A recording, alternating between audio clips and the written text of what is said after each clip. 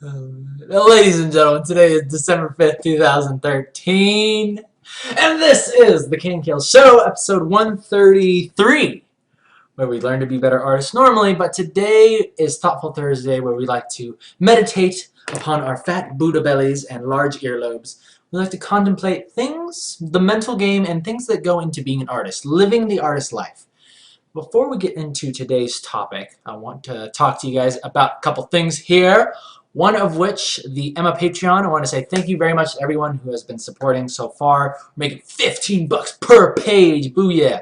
And I want to tell you guys that this weekend I'm going to be having a patron only, the people that are doing $5 per page. Those people are going to be invited to a Google Hangout where we're going to be talking with the writer of Emma, because I like to take credit for most of the things that I do. Take credit for Emma. It is not me. It is not a solo project. I have a writer. I have amazing line artists. I have web designers, forum makers, all these people that are helping me out. So this weekend we're going to be meeting the writer, and that's for the $5 patrons. All right. So if you'd like to be in on that Google Hangout, simply head over to Patreon and all that good jazz. Second of all, last thing I want to say before we move into today's topic is the Emma Christmas picture that I'm working on. I'm going to be doing sort of like a secret stream right after this where I'm just going to be masking the characters, probably be going for maybe 20, 30 minutes after this, right after the show. So be ready for that. All right, guys. So today we're going to be talking about a much requested topic, and that is, how do you commission yourself as an artist? And how do you charge what you're worth? And well, it's such a nebulous subject on its own. Like, how do you go about figuring out what you want to charge? What if you charge too much and nobody wants to work with you? What if you charge too little and then you end up hating your life, right? These are common problems that a lot of people either like they make up in their head or they actually encounter them, right? So the first thing I want to talk about is I listen to a lot of motivational speakers on YouTube, and one of them being Stuart Wilde, and he's recently passed away, but he gave a really good talk about how to go through life, basically getting the money that you need. He speaks specifically about getting money by simply raising your energy, right, and putting yourself into the things that you do, as opposed to having this kind of ho-hum attitude of, oh, well, if this is all they're going to pay me, then I'm just going to do just enough, just the bare minimum of what I'm required to do just to, avoid getting fired. And then you stick in this inevitable cycle of doing only enough, and then the company or whatever job pays you just enough to keep you from going crazy and starting a revolution and tearing apart the system, right? But when we're speaking specifically about artists, a lot of people ask me, it's like, oh, hey, I was asked to do a commission. Or, hey, some people have asked me, hey, we're really interested in your art and we want to hire you out for a job. How do I go about pricing it out? How do I give them a bid? How do I give them an estimate for the amount of work that I'm going to do? And I'm going to give you guys a couple really good things that have worked for me over my life, because I had these same questions. I had the same questions about how much do I charge, and how much is too much and how much is too little. And the first thing I want to ask you guys is, first of all, you need to understand that most of the people that are going to be coming up to you and asking you for your work are, I brushed my teeth like right before I started this show, so I felt like I had like toothpaste like on the side of my thing. I like to have fresh breath as I'm speaking to you, right? But a common thing that you want to make sure you're doing is charge what you're worth, because these people are coming up to you. These people are selecting you out of the sea of millions of artists. They're all good and all that good jazz, right? But there's something about you. There's something that you do uniquely that's causing them to come to you.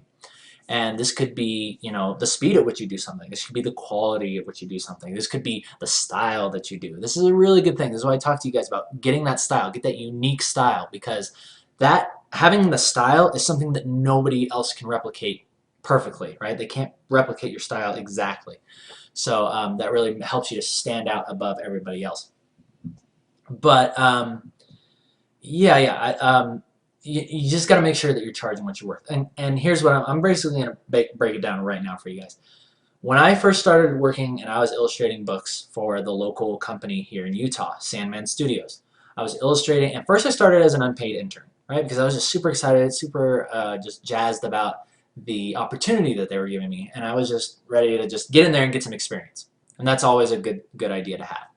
But when I started working illustrating books, I was doing it for 10 bucks an hour. So I would really suggest that you guys, like, if anything, like when you get a commission, look at it this way. Ask yourself, how many hours, this is your responsibility. Your responsibility is to say, how many hours is it going to take to create this commission? And a really good way to figure that out is like say, okay, say someone sends you, oh, I got this one character that I want you to do. Okay, well, drawing a character has a bunch of different things, right? You gotta lay out the sketch, you gotta figure out the pose, you gotta figure out the colors and all that stuff. And how many hours is that going to take you? Is it going to take you a day? Because if it is, then you should not be charging any less than $80, right? If you're going to be working an 8-hour day, then you should not be charging any less than $80 for that thing, right? This is just my personal opinion. Because really when it comes down to it is if someone says, oh, I want you to draw my character, and then you say, oh yeah, it's going to be 80 bucks for a full color, 8 hours of my work is going to go into this, and it's going to be $80. If they say, oh, well, sorry, I don't have that kind of money, and then they go, they can just go find somebody else, right? Because if they want your work that bad, then they're going to pay for what they're going to get. They're going to pay for the quality. If they want some other schmo that doesn't value his work and hates what he does, it's like, oh, I'll do it for 20 bucks just because he wants them to like them. This is a common trap that we fall into. It's like someone comes up to you and they're like, oh, I love what you're doing. Can you please draw a picture for me? And we're naturally flattered, right? And it's like, oh, they really like me. Oh, well, I make sure I don't want to turn them off by like saying a high price because then they might not love me. Right? If I actually charge what I'm worth, they might not love me anymore. And this is a common mental trap that people fall into. Well, what you're saying when you charge less than what you're worth is you're just wanting acceptance. You're afraid. You're afraid and you're not confident. And people they can sense that. And it's not like when you're not confident about your work, when you undercharge for what you're doing, you just don't put yourself into it like you would if you charged what you really believed you were worth. And here's what I really want to talk about, like why it's important to do that. Why it's important to at least charge 10 bucks an hour, and then figure out, again, your responsibility is the hour. And then I'm going to tell you guys a couple other ways that like people that only have 20 bucks, how they can, get their stuff from you too, But, a really big thing is that once you charge what you really believe you're worth, when you put yourself into it, it's just you feel so much more excited and just crazy about it. Like you develop passion. Like you don't even know this person, you don't know their character, you've never seen them before, but you get into it. You're like, oh man, I wonder what this character's like background is like. I wonder what the story is. What's the motivation behind this character? Oh, I like how they have this little design. They'll send you like a little sketch or a description, and it really just allows you to just get into it, as opposed to, oh geez, man, I only charged 10 bucks to draw this full color, beautiful portrait of this character, and I just got to get it out of the way, because that's the worst feeling to have. And trust me, I have been there. I've charged way too little for the work that I've done, and I've just been like, oh gosh, can I just get this out of my way? And I just need to get this out of my way and never do this again. Never charge this little to do something like this again. And it comes out like crap. Like the work, when you're done with it, it's not even that good. They're like, oh yeah, thanks, but it's so funny how, and because, here's the other thing, is that the person who doesn't pay really what it's worth doesn't value it as much. If they pay what you charge, right? When you charge what you believe you're worth, when that person gets that thing, right?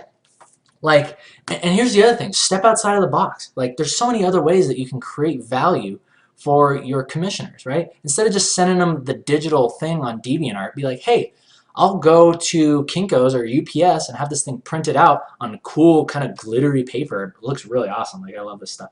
Like, I didn't even know they had this, but it's really funny. When I walked into the UPS store, the lady there was like, oh, we just got this new printing machine, and that's so cool that you're an artist. Why don't you just come back here and check it out, right? And then I walk back and I see this amazing, like, giant printing device. Like, I don't know what it does, but it prints on this paper, and it's really cool. It's like, you guys can't see it very well, like, behind the protective thing, but it's like kind of shimmery, it's kind of holographic. It looks really cool when you look at it.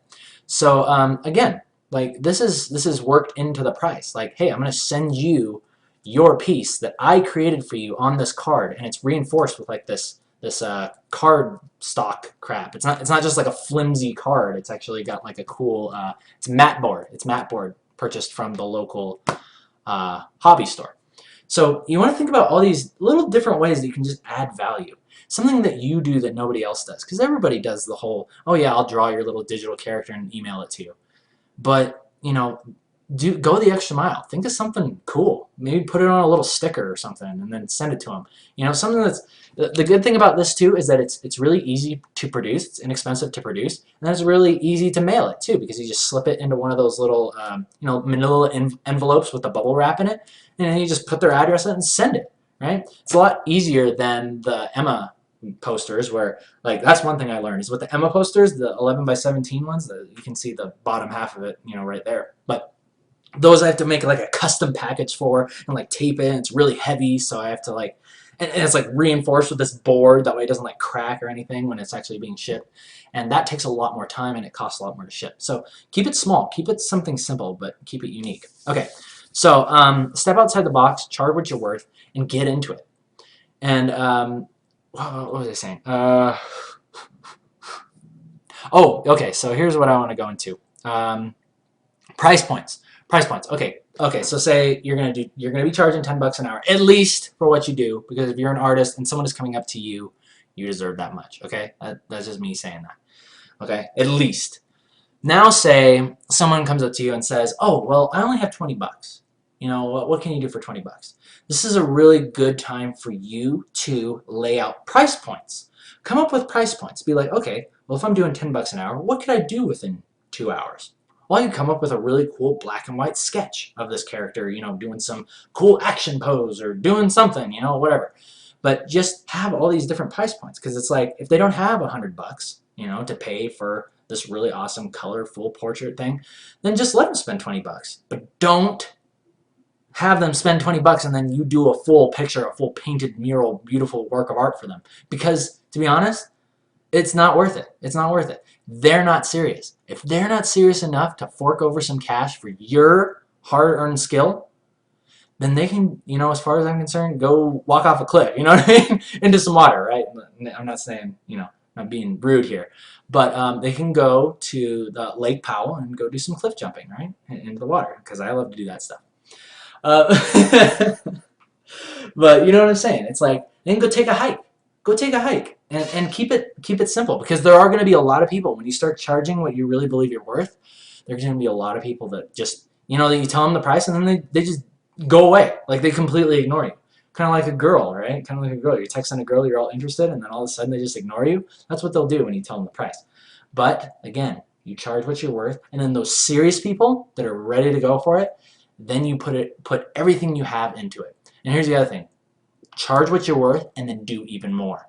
Here's the other really important thing, is that always do more than you're getting paid for. Always do more than you're getting paid for. And I know you could say, oh, well, if I only charge $20 for this huge mural, that's me doing more than I get paid for, right? But no. Charge what you're worth and then go even further. Go even further than that. And what this does is it's amazing what it does on both sides. What it does for your client, they're just completely excited. And here's the other thing that I find that's interesting, is that sometimes it's not just the skill that they're paying for. They're not just paying for you to create a piece of art. They're paying for the confidence that they have in you. They're paying for your attitude towards it. They're paying for you. You know, they're not paying for the picture necessarily. They're paying for you and what you bring to the table, and your mental attitude and your skills and your style. So really, you got to understand that a lot of those things most other people don't have. And if someone can't recognize that in you, then they can go take a hike, right? You can go take a hike and go find a bear or something. Go snuggle with a bear and hibernate for 7 months. So, yes, charge what you're worth. Charge what you're worth. Figure out your responsibility is, okay, here's some price points. Here's $20, 2 hours of my work. I could do this. Black and white sketch. Here you go, guys. $20 get you this. I'll do that. If you want a full color portrait of your character, that's going to take me a whole day. Okay, $80, right? Oh, you want a full color portrait of your character and a background? That's going to take me, you know, a day and a half. You know, 1,200 or 120 bucks. 1,200 bucks if you're doing like a giant splash or something, like a fully detailed, something that takes like 2 weeks to do, you know, for Riot or something. But and you can get there. You can get there. Like when I was working for Riot, we'd be paying the splash artists. They were getting paid thousands of dollars because of the value they would put into it. That artist's style, that artist's time, their, you know, the quality. It would take weeks to do. So naturally, it's like, yes, they must be paid what they're worth. And I want to go further into that. It's like when I started illustrating books, I was working $10 an hour. Then I started making more just gradually, and eventually when I started working at Riot, I was making, if you want to break down my salary, it was like 25 upwards of $30 an hour. And but here's the other interesting thing, and I've gone into this so many times, is that the money, and this is a whole nother talk entirely. In fact, I've gone into this so many other times. I'll just summarize it. The money necessarily isn't. It's not the most important thing. I really don't think it is, because even back when I had the stable income, I still had all these problems. I still had all these money problems. And as soon as I just figured out where it was all going, and granted, after I quit the job, I got a lot less money coming in now, so it's a lot easier to figure out, oh, hey, I know exactly where all my money is going. Whereas before, I was like, the end of the month comes, I was like, where did it all go? Where did it all go? I was friggin' smoking it, not literally, but I was like going to dinner every night. I was going to these expensive, sushi dinners every night, drinking with my friends, going out and doing all this, celebrating every night. It was like, it would just it doesn't matter how much money I'm making, I'd always figure out a way to make a problem out of it, right? So I just had to figure out where it was going. So anyway, that's a whole other conversation entirely. But what we're talking about today is how to commission properly. Commission properly. Focus in on building your style.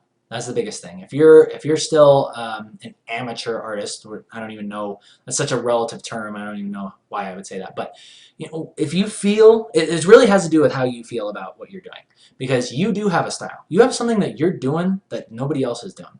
And I want you guys to focus in on that more than anything else. You can learn all the fundamentals. You can learn the lighting. You can learn anatomy. You can learn composition, flow, and all that stuff. But allow that stuff to come naturally. And what I want you guys to focus on is, what do you do that's unique from everybody else? And as you and just the way that you do that is just figure out, what do I like to do? What do I like to do? What do I like to draw pictures of? If you like to draw pictures of anime chicks like I used to draw, that's what I did. That's what I did. And then it came in really handy when I had to draw freaking all the sexy babes from Riot.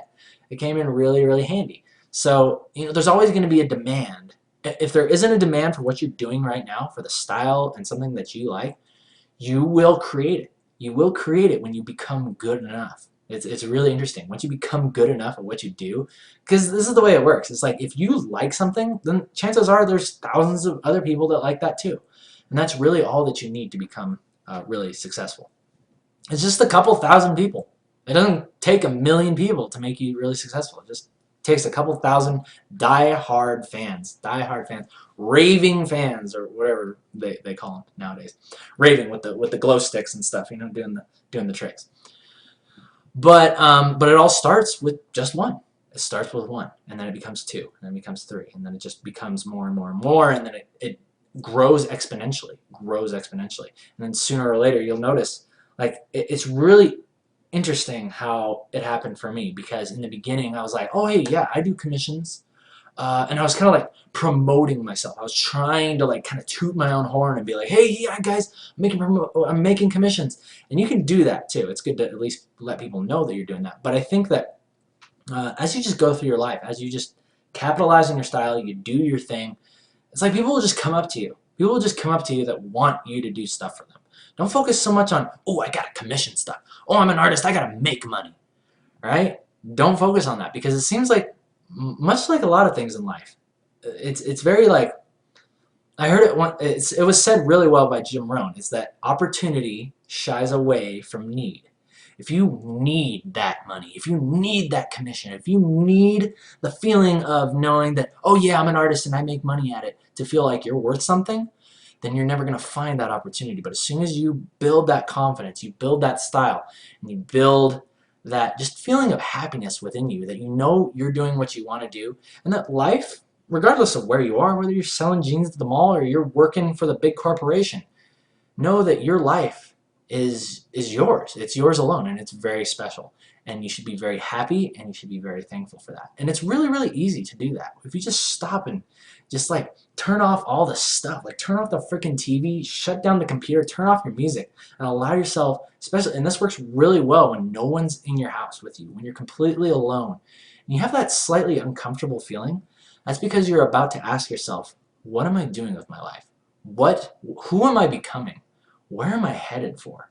And those are probably some of the most uncomfortable questions that you can ever ask yourself, because that forces you to finally look at yourself. You look at yourself, look within, and you say, who am I becoming?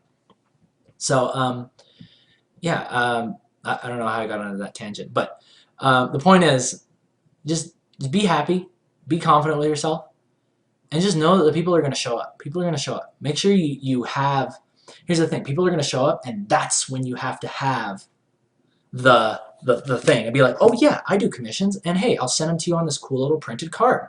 You know, have the plan ready to go. Have the information ready to go. And sometimes, you know, something that I do is I just copy paste something. You know, it's like, oh yeah, here's my commission prices, and here's an example of each of the things. You know, so that way I'm not spending 20 minutes writing out, oh yeah, oh, I'd love to do a commission for you. Oh, here's your character, here's the price, and then they never get back to you. It's a complete waste of your time. It's a complete waste of your time.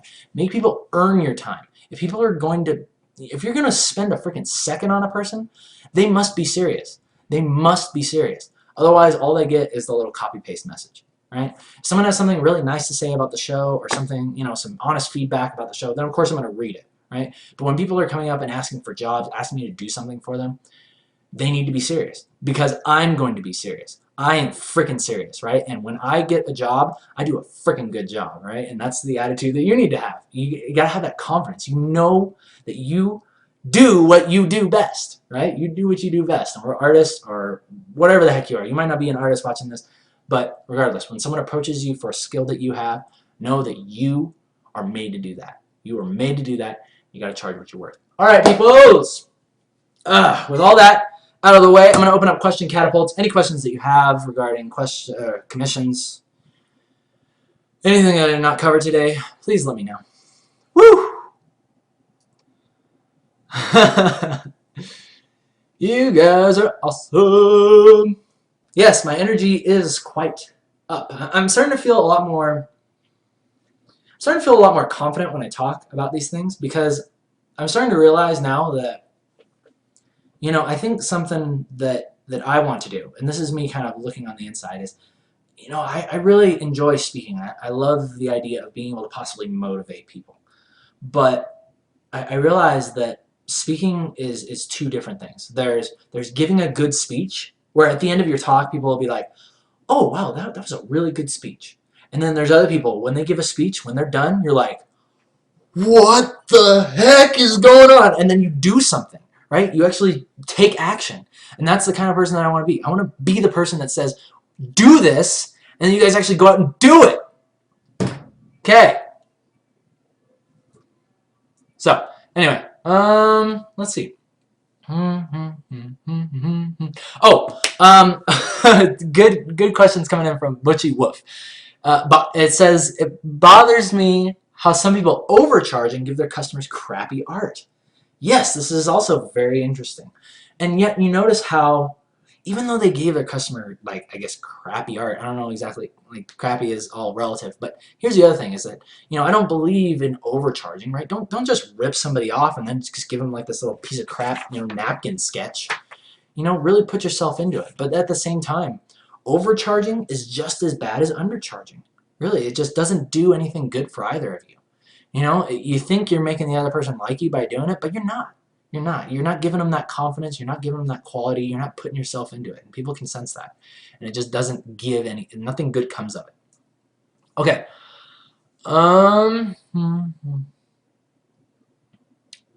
Jam flavored asking how to price yourself covered. In essence, don't charge any less than 10 bucks per hour. Your responsibility is to figure out how many hours it's going to take you to do a commission, you know, whatever commission is being sent your way, figure out how many hours it's going to be, price that out accordingly, at least $10 an hour. Otherwise, I'll find you. And make sure you have price points, you know? Be like, okay, well, say they only have 20 bucks. Okay, what's 2 hours of work going to get me? A little sketch, you know? 4 hours this, 6 hours this. You know, get that out there. So that way you have some nice price points for people. People love choice. People love to have choices. Okay. Revy